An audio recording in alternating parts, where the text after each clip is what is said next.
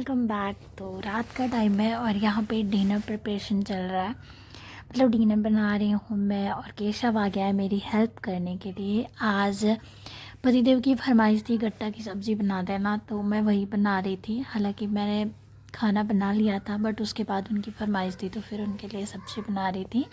और यहाँ केशव महाराज आ गए थे मेरी हेल्प करने के लिए। और मैं यहाँ पे बता रही हूँ कि देखो मुझे इतनी ठंड लग रही है कि मैंने कैप भी लगाई है, मफलर भी बांध रखा है और केशव को बिल्कुल ठंड नहीं लग रही है।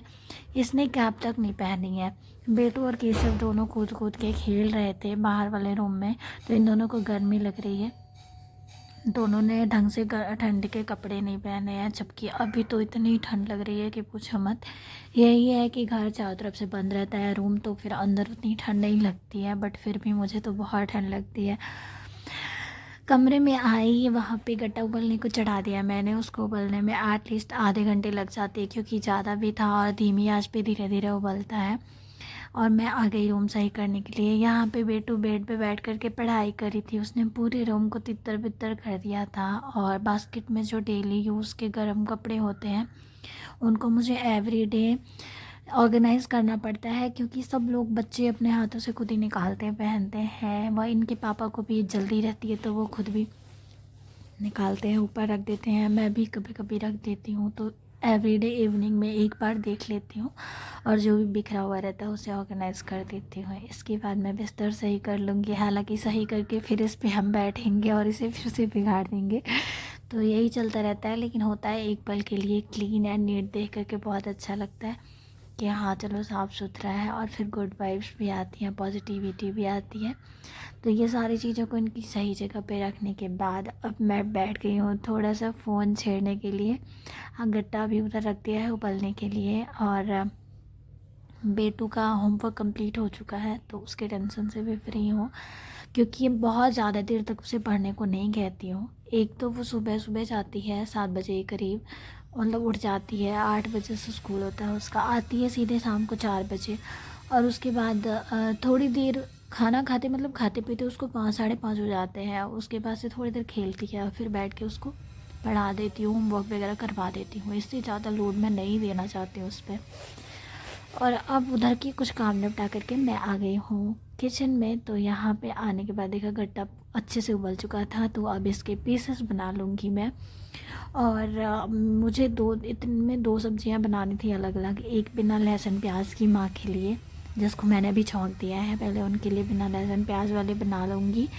और उसके बाद मैं लहसुन छील लूँगी, क्योंकि पतिदेव मेरे प्याज नहीं खाते लेकिन लहसुन खाते हैं। बिना लहसुन का गट्टा वो नहीं खाते हैं, तो फिर उनके लिए लहसुन छीलूँगी और फिर हम दोनों के लिए और बच्चों के लिए बनाऊँगी सब्ज़ी। लहसुन और प्याज नहीं, सिर्फ लहसुन वाला गट्टा बनाऊँगी।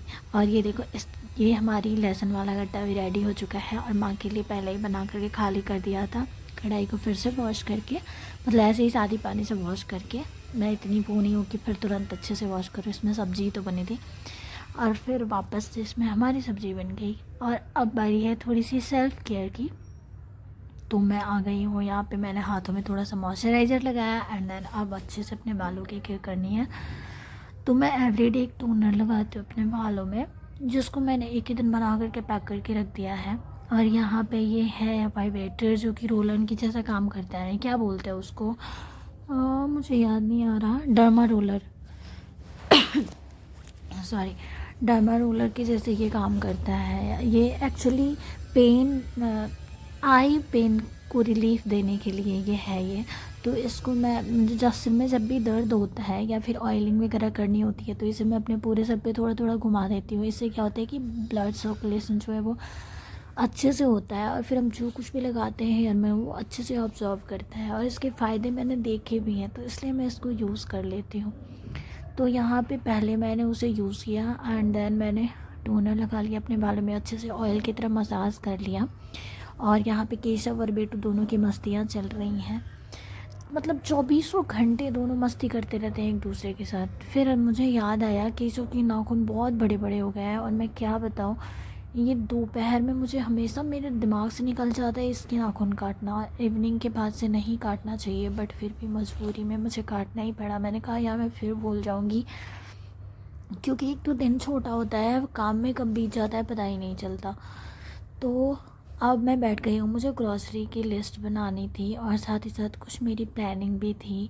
मतलब जैसे कि कल क्या करना है, एक टू डू लिस्ट रेडी करके रखती हूँ मैं जब जितना हो सके। हर रोज़ पॉसिबल नहीं होता है बहुत सारे, लेकिन कभी कभी लगता है जब बहुत ज़्यादा इंपॉर्टेंट कुछ काम है तो मैं उनको नोट कर लेती हूँ। फिर नेक्स्ट डे बहुत ही क्लियर विज़न रहता है कि हाँ यही यही करना है और इतना ही करना है। तो ये हो रही है मेरी प्लानिंग और बहुत अच्छा लगता है जब भी ऐसी कॉफ़ी पेन लेके बैठती हूँ ना, बहुत सुकून मिलता है। ऐसा लगता है पुराने पलों को जी रही हूँ।